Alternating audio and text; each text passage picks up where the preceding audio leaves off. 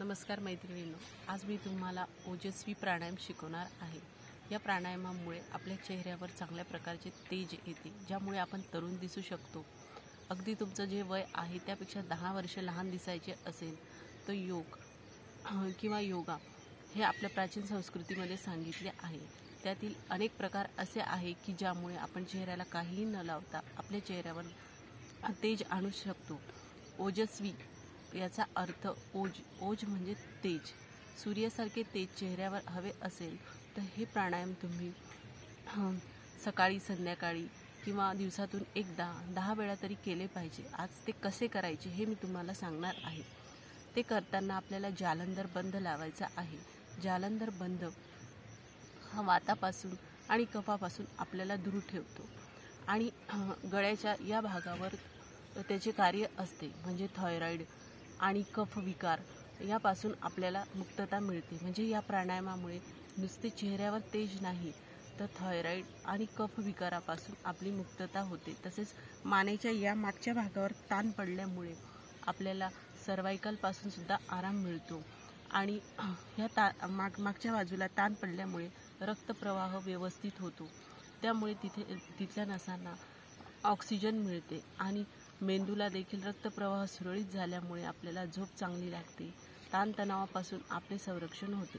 म्हणून आपण हा प्राणायाम करताना काळजी घेतली पाहिजे की ज्यांना सर्वाइकल पेन आहे त्यांनी हा करायला नको, आणि दुसरं म्हणजे ज्यांना हाय बीपीचा प्रॉब्लेम आहे त्यांनी पण हा प्राणायाम न केलेला बरा, कारण यामध्ये श्वास रोखून धरावा लागतो।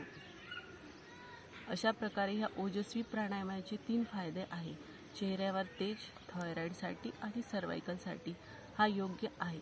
मेंदूला रक्त पुरवठ्यासाठी पण हा चांगला आहे।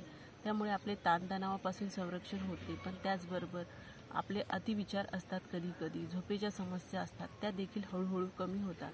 म्हणून हा प्राणायाम तुम्ही केला पाहिजे। आता तो कसा करायचा हे मी तुम्हाला सांगणार आहे।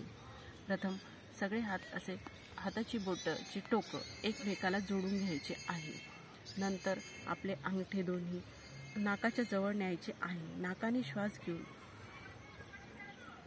तोंड फुलवायचे आहे या पद्धतीने, आणि ते झाल्यानंतर आपल्या हनुवटीचे टोक आणि कंठकुपी हा कंठाचा जो भाग आहे जिथे आपण नेकलेस घालतो आणि नरम असा भाग आहे, इथे आपली हनुवटी अशी टच करायची आहे। या पद्धतीने मी तुम्हाला आधी करून दाखवते आणि मग नंतर एक्सप्लेनेशन करते।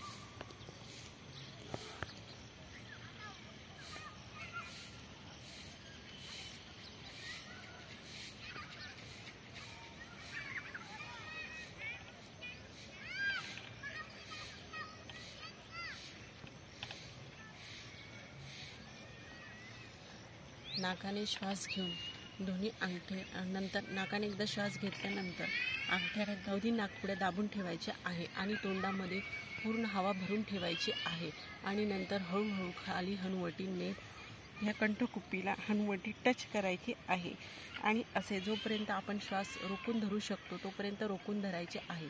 नंतर परत मान वर करून तोंडाने श्वास बाहेर सोडायचा आहे, म्हणजे नाकाने घ्यायचा आणि तोंडाने सोडायचा आहे। असे आपल्याला जेवढ्या वेळ शक्य होईल तोपर्यंत श्वास रोखून धरायचा आहे। त्याला योगिक भाषेमध्ये कुंभक म्हणतात। कुंभक केल्यामुळे काय होते तर ऑक्सिजन आपल्या या नसांपर्यंत व्यवस्थित पोचतो आणि त्यामुळे ब्लड सर्क्युलेशन वाढते आणि चेहऱ्यावर चमक येते। तसंच आपल्याला जर थायरॉइडचा प्रॉब्लेम असेल किंवा अनुवंशिक थायरॉइड असेल तर अगोदरपासूनच हे जर ओजस्वी प्राणायाम तुम्ही केले तर त्यात खूप फायदा होतो। तसेच सायनसच्या प्रॉब्लेमसाठी, कफच्या प्रॉब्लेमसाठी देखील हे उपयोगी आहे। म्हणून तुम्ही हा ओजस्वी प्राणायाम करा आणि चेहऱ्यावर तेज निर्माण करा। हे तेज आणण्यासाठी आपल्याला कुठल्याही प्रकारच्या क्रीमची गरज नाही। त्यासाठी चॅनलला लाईक करा, सबस्क्राईब करा आणि शेअर करा।